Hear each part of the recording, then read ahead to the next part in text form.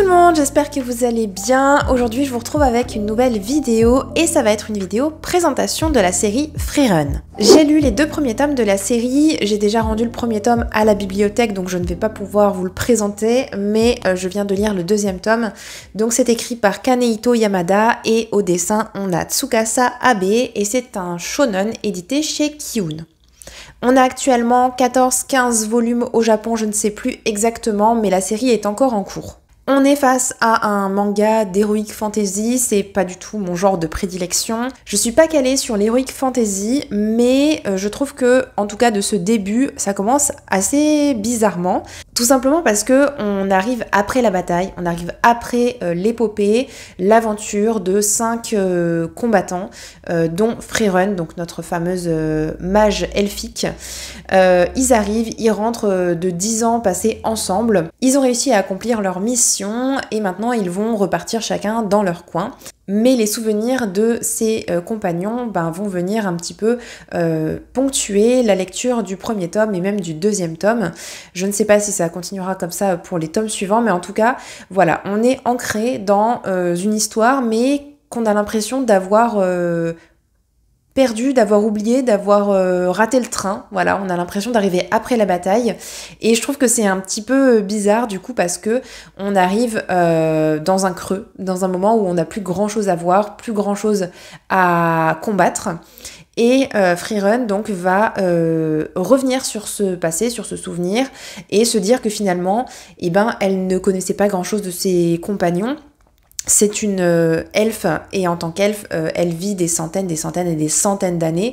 On n'a pas l'impression qu'elle vieillit. Il y a un moment, elle va mourir, mais par rapport à ces 10 années qu'elle a passées aux côtés des humains, en fait, pour elle, c'est une micro-gouttelette d'eau dans l'océan qu'est sa vie. Et donc, les humains, elle va les revoir des dizaines d'années plus tard. Pour elle, ça n'a quasiment rien changé dans sa vie, mais pour eux, maintenant ils ont 80 ans, ils ont 90 ans, ils sont sur leur lit de mort, et elle se rend compte que elle les connaissait pas si bien que ça, et que elle aurait aimé apprendre plus de choses d'eux. Le premier tome, c'est ça, c'est vraiment cette ambiance très mélancolique, nostalgique, avec des petites aventures par-ci par-là où Freerun va aider telle personne à mettre des fleurs dans un jardin par exemple, où elle va aider par-ci par-là des gens, elle va collectionner des sorts, c'est un petit peu son dada de collectionner des sorts et d'ailleurs qui sont un petit peu nuls des fois, mais voilà, donc le premier tome c'était ça, donc j'avais l'impression à la fois d'être frustrée d'arriver ici et à la fin d'une aventure. Et en même temps, je sentais qu'il y avait d'autres choses qui allaient se passer. Dans le premier tome, on suivait des aventures différentes à chaque chapitre. Le 2e tome, on commence à voir un petit peu un fil directeur de l'histoire. Et notamment, la quête maintenant, ça va être de retrouver un vieux grimoire qui contient des sortilèges et qui avait appartenu à une grande mage qui a vécu des centaines et des centaines d'années auparavant. Et pour ce faire, il faut qu'ils aillent jusqu'aux contrées du Nord et au château du roi des démons. Et donc, voilà, il va falloir qu'ils combattent les démons. Mais Freerun, c'est une elfe extrêmement puissante, une mage extrêmement puissante, qui terrasse tout le monde en un claquement de doigts. Donc autant dire qu'à chaque fois qu'il y avait un démon, un monstre ou quoi que ce soit en travers de sa route, en 2 temps 3 mouvements, c'était plié. J'étais frustrée aussi par ce côté-là de l'histoire parce que déjà, on a loupé l'aventure avant, et puis les petites choses qui pourraient se passer, en fait, on les voit même pas, il n'y a même pas d'enjeu, quoi. On n'a pas ce petit frisson de se poser la question de savoir si le personnage va y laisser sa peau ou pas. Donc ça m'a un petit peu dérangé ce côté-là. Donc j'espère que par la suite, Freerun se battra contre des personnages, des monstres plus méchants, plus durs, plus virulents qu'elle. Mais on verra. En tout cas, Freerun aussi, pour revenir à ce personnage-là, c'est une fille, j'allais dire jeune fille, mais c'est un personnage assez déroutant parce que y a beaucoup de choses qui coulent sur elle, qui qui passe sur elle et où ça n'a pas d'impact, ça ne la touche pas, elle ne ressent rien en fait, j'ai l'impression, cette fille.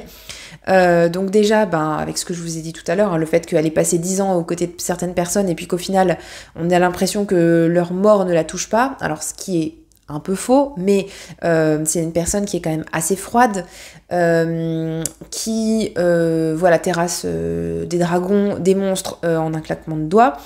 Et il y a un moment dans le deuxième tome, elle se fait enfermer, emprisonner, et elle est assise sur son banc et elle dit je m'ennuie, voilà, j'ai rien à faire, donc elle pense même pas à s'évader, elle accepte son sort quoi. Et elle se dit, il y a bien un moment où il y a quelqu'un qui viendra me chercher. Ou sinon, j'arriverai à m'en sortir, mais voilà. En fait, c'est un personnage assez atypique de ce point de vue-là, et en plus, qui, par certains côtés, est un petit peu enfantin, parce que, elle s'amuse à collectionner des choses, des sorts un petit peu rigolos. Donc, toujours avec cette tête très, comme vous voyez un peu sur la couverture, cette tête très froide, très taciturne, et donc elle est suivie d'une jeune fille magicienne qui s'appelle Fern, et dans ce deuxième tome on a aussi un troisième personnage qui va se greffer à ce duo. Donc voilà, les choses se mettent en place. Je trouve que ces 2 premiers tomes c'est plutôt des tomes introductifs. Comme vous l'avez compris, du coup, j'ai pas adoré ces 2 premiers tomes. Je les prends un peu comme une introduction. Je vais lire le 3e tome, peut-être le 4e, pour voir un petit peu où ça nous emmène. Mais voilà, je ne vous la recommanderai pas à l'heure actuelle. J'ai vu l'un d'entre vous dans les commentaires qui m'avait indiqué que ça lui avait fait la même chose, qu'il lui avait fallu lire les 3 premiers tomes pour vraiment rentrer dans l'histoire. Donc je vais lire le 3e tome et je vous tiendrai au courant dans une prochaine vidéo bilan lecture. En tout cas voilà, moi pour le début, je suis un petit peu mitigée. Au niveau des graphismes par contre, c'est d'une grande qualité. Très le côté assez rond finalement des personnages, mais ça reste quand même du shonen. Je trouve que les dessins sont très soignés. Et c'est le cas également pour les décors, puisqu'on a des châteaux, des forêts, etc., qui sont extrêmement précis, extrêmement détaillés, et ça, je trouve que c'est vraiment super chouette. Voilà, du coup, c'était mon avis pour Freerun. J'espère que ma vidéo vous aura plu. Si vous avez lu Freerun, n'hésitez pas à me dire en commentaire ce que vous en avez pensé, si vous avez le même retour que moi.